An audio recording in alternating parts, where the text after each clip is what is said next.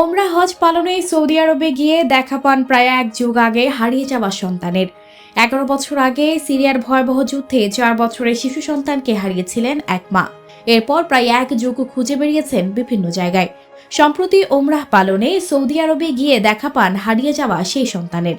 মা ছেলে মিলনের সেই দৃশ্য ছড়িয়ে পড়েছে সামাজিক যোগাযোগের বিভিন্ন মাধ্যমে। সন্তানকে জড়িয়ে ধরে কান্নায় বুক ভাসালেন মা।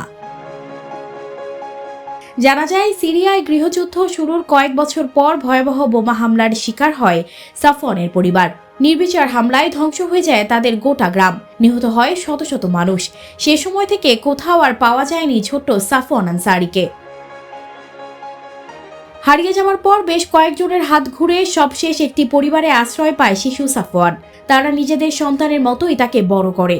চলতি রমজানের ওমরাহ পালনে সৌদি আরব যান ওই দম্পতি। ভাগ্যক্রমে একই সময় ওমরাহ করতে আসেন সাফওয়ানের মা। সেখানে নাটকীয়ভাবে তাদের দেখা হয়।